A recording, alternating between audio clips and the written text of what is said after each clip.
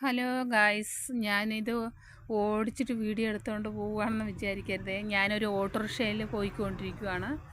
അപ്പോൾ ഓട്ടോയിൽ പോയിക്കൊണ്ടിരിക്കുമ്പോൾ നമ്മൾ റോഡിൻ്റെ ഇരുവശങ്ങളിലായിട്ട് നമുക്ക് വൈദ്യുത വേലികൾ കാണാം. എവിടെയെങ്കിലും ആരെങ്കിലുമൊക്കെ വരുമ്പോൾ ഈ മെയിൻ റോഡിൽ ഒരു സ്പേസ് ഉള്ളിടത്ത് വന്നിട്ട് വാഹനം നിർത്തി കുഞ്ഞുങ്ങളൊക്കെ കൊണ്ടുവന്ന് വാഹനം നിർത്തിയിട്ട് ഇറങ്ങവേ വലിയൊരു അപകടമാണ് ഇവിടെ പതുങ്ങിയിരിക്കുന്നത്. കാരണം അത് ഇരുവശങ്ങളിലായിട്ട് വൈദ്യുത വേലിയാണ് കേട്ടോ. ചിലപ്പോൾ പകൽ സമയത്ത് പോലും അത് കത്തിച്ച് വിടാറുണ്ട് ചില തോട്ടങ്ങളിലൊക്കെ. ഇതാ കണ്ടില്ലേ, ഒരു മാൻകൂട്ടം വന്നിട്ട് മുകളിൽ ഇത് വനപ്രദേശമാണ്, ഫോറസ്റ്റ് ഏരിയ. അവിടെ നിന്ന് വന്നിട്ട് വെള്ളത്തിന് പോലും വെള്ളം കുടിക്കാൻ പോകാൻ പോലും പറ്റാത്ത അവസ്ഥയിൽ അവിടെ തെങ്ങിൻ തടമെടുത്ത് വെച്ചതിൽ വെള്ളം അവിടെ ചെളിവെള്ളമെങ്കിലും ഉണ്ടാവും. അപ്പോൾ അത് വന്നിട്ട് കണ്ടോ, അത് ഊറ്റി കുടിക്കുകയാണ്. അപ്പോൾ ദൂരെ ആയതുകൊണ്ട് വൈദ്യുത വേലിയൊക്കെ ഉള്ളതുകൊണ്ട് അങ്ങോട്ട് ഇത് പോയി എടുക്കാൻ കഴിയില്ല. അപ്പോൾ അങ്ങനെ ഒരു കൂട്ടം അത് ആ വനപ്രദേശത്തൊക്കെ ചുറ്റിപ്പറ്റി അങ്ങനെ നിൽക്കുന്നുണ്ട് കേട്ടോ. അവർ തീറ്റ തേടിയിട്ട് വൈകുന്നേര സമയമാകുമ്പോൾ അവർക്ക് ദാഹം തീർക്കാൻ വേണ്ടിയിട്ട് ഇറങ്ങുന്നതാണ്. നീർച്ചാലുകൾ പോലും ഇതാ നികത്തിയിട്ടാണ് ചില സ്ഥലങ്ങളിലൊക്കെ ഇങ്ങനെ വൈദ്യുത വേലികൾ നിർമ്മിച്ചിട്ടുള്ളത്. അപ്പോൾ വലിയൊരു മനുഷ്യനും അപകടമുള്ളതാണ്. അവരവരെ കൃഷിയെ സംരക്ഷിക്കാൻ വേണ്ടിയിട്ടായിരിക്കും അങ്ങനെ ചെയ്യുന്നത് എങ്കിൽ പോലും ഇതിൽ വലിയൊരു അപകടം പതിയിരിക്കുന്നുണ്ടെന്നുള്ളത് ശ്രദ്ധിക്കണമെന്ന് ഒരു സൂചനയാണ് അപ്പോൾ ഇതിൽ പറയുന്നത് തന്നെ.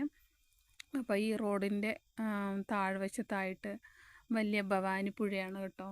അവിടേക്കാണ് പകൽ സമയമൊക്കെ തീറ്റ തേടി വനങ്ങളിലൊക്കെ അലഞ്ഞു തിരിഞ്ഞ് നടന്നിട്ട് വൈകുന്നേര സമയമാകുമ്പോൾ ഈ വന്യജീവി പല മൃഗങ്ങളും തന്നെ ആശ്രയിക്കുന്നത് ഈ ഭവാനിപ്പുഴ വെള്ളം കുടിക്കാനാണ് കേട്ടോ. അപ്പോൾ അവിടേക്ക് ഇറങ്ങി വരാനാണ് സ്പേസ് ഇല്ലാത്തത് തന്നെ. അപ്പോൾ അത്രയ്ക്ക് എല്ലാ സ്ഥലങ്ങളിലും വൈദ്യുത വേലി നിർമ്മിച്ച് കൃഷിയുള്ള സ്ഥലത്തും അല്ലാത്ത സ്ഥലങ്ങളിൽ വരെ വൈദ്യുത വേലി നിർമ്മിച്ചിട്ടുണ്ട്. കണ്ടോ, ഇത് ഭവാനിപ്പുഴയാണ്, കണ്ടോ. അപ്പോൾ ഇവിടേക്ക് വരാൻ പോലും അതുങ്ങൾക്ക് ഇറങ്ങി വരാനുള്ള ഒരു വഴി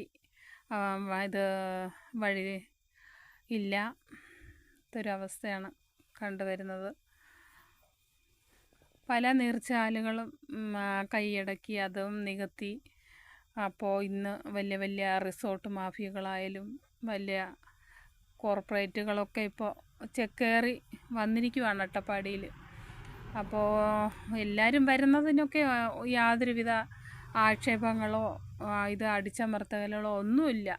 പക്ഷെ എന്നാലും പ്രകൃതികളെയൊക്കെ സംരക്ഷിച്ചുകൊണ്ടുള്ള ഒരു വികസനവും ഇത് അനധികൃതമായിട്ട് നടപ്പിലാക്കുന്ന ചില റിസോർട്ടുകളും അവരൊക്കെ ശ്രദ്ധിക്കേണ്ടതാണ്. കാരണം അട്ടപ്പാടിയെ സംരക്ഷണം എന്ന് പറയുന്നത് ഇവിടെ കാണുന്ന വലിയ വലിയ കുന്നുകളാണ് കേട്ടോ. വലിയ തരത്തിൽ ഇത് കൊടുങ്കാറ്റും വലിയ വലിയ മഴയൊക്കെ വരുമ്പോൾ ഈ കുന്നുകളൊക്കെ ഉള്ളത് കൊണ്ട് തന്നെയാണ് പല ഗ്രാമങ്ങളും സംരക്ഷണത്തിൽ ഇതായി വെള്ളപ്പൊക്കമൊന്നും ഇല്ലാത്ത അവസ്ഥയിൽ നമ്മളെ സംരക്ഷിച്ച് വരുന്നത് തന്നെ. പക്ഷേ ഇവിടെ കാണുന്ന ചില കുന്നുകളൊക്കെ ഇടിച്ച് നിരത്തിക്കൊണ്ട് പല റിസോർട്ടുകൾ നിർമ്മിച്ച് ഇപ്പോൾ കണ്ടുവരുന്നുണ്ട്. നമ്മുടെ അഗളി പഞ്ചായത്തിലായാലും ശരി, പുതൂർ പഞ്ചായത്തിലായാലും ശരി, ഷോളൂർ 3 പഞ്ചായത്തുകളിലും വലിയ വലിയ കുന്നുകൾ ഇടിച്ച് നിരത്തുന്ന ഒരു അവസ്ഥ ഇപ്പോൾ വന്നു തുടങ്ങിയിട്ടുണ്ട്. അപ്പോൾ ഈ കുന്നുകൾ ഇടിച്ച് നിരത്തുമ്പോൾ ഇവിടുത്തെ ജനവാസ കേന്ദ്രങ്ങളൊക്കെ ഒരു വലിയൊരു ഭീഷണി നേരിടുന്ന ഒരു അവസ്ഥയിലേക്ക് കൂപ്പ് കുത്തിക്കൊണ്ടിരിക്കുകയാണ്. അപ്പോൾ കാരണം നമ്മളെ സംരക്ഷിക്കുന്ന വലിയ വലിയ കുന്നുകളും മരങ്ങളും ഇവയൊക്കെ പ്രകൃതിയൊക്കെ നശിപ്പിക്കുമ്പോൾ നമുക്ക് വികസനം ആവശ്യത്തിന് വേണ്ടി മാത്രമായിരിക്കണം. അപ്പോൾ അത് ജനങ്ങൾക്ക് ഉപകാരപ്രദമായുള്ള വികസനങ്ങളൊക്കെ മാത്രമായിരിക്കണം അംഗീകരിക്കാൻ. പക്ഷേ ഇത് നമ്മുടെ പ്രകൃതികളെയും വനങ്ങളെയും മൃഗങ്ങൾക്ക് ദോഷം വരുന്ന രീതിയിലും മനുഷ്യർക്ക് ദോഷം വരുന്ന രീതിയിലും കുന്നുകളും നീർച്ചാലുകളും എല്ലാം വറ്റി വരണ്ട് ഉണങ്ങുന്ന തരത്തിലുള്ള ചില മാഫിയകൾ പിടിച്ച് വൈദ്യുത വേലി നിർമ്മിച്ച് അപകടകരമായുള്ള ഇതിലേക്ക് കൂപ്പ് കുത്തുമ്പോൾ നമ്മൾ അത് ചൂണ്ടിക്കാണിക്കാനോ ശബ്ദിക്കുവാനോ ആരെങ്കിലും മുന്നോട്ട് വന്നാൽ തന്നെ അവർക്ക് പലതരത്തിലുള്ള നിലനിൽപ്പിൻ്റെ പ്രശ്നങ്ങളും നേരിട്ട് വരുന്നത് കൊണ്ട് അത്രമേൽ ആരും പ്രതികരിക്കുന്നില്ല എന്ന് തന്നെ പറയാൻ പറ്റും. അപ്പോൾ അവിടെ മുകളിൽ കാണുന്നതൊക്കെ റിസോർട്ടിൻ്റെ ഓരോ ഇതാണ്. അതിൻ്റെ മുകൾ വശത്തായിട്ട് ഫോറസ്റ്റ് ഏരിയ കൂടി ഉണ്ട്. അപ്പോൾ ഇവിടെ വൈദ്യുത വേലി എന്ന് പറഞ്ഞാൽ അത്രയ്ക്ക് ഈ പ്രദേശത്ത് അത്രയ്ക്ക് കുറച്ച് ഭാഗങ്ങളിലില്ല. അപ്പോൾ അങ്ങ് അക്കരെ കാണുന്നതൊക്കെ ഫോറസ്റ്റ് ഏരിയ ആണ്. അവിടേക്ക് റിസോർട്ട് നിർമ്മിച്ച് ആ വലിയ കുന്നു തന്നെ വർഷങ്ങളോളം കൈക്കലാക്കി വന്നിരിക്കുവാണ്. അപ്പോൾ എന്തായാലും നമ്മൾ അട്ടപ്പാടി പ്രദേശങ്ങളൊക്കെ സംരക്ഷിത മേഖലയായിട്ടാണ് പ്രഖ്യാപിച്ച് കണ്ടത് തന്നെ.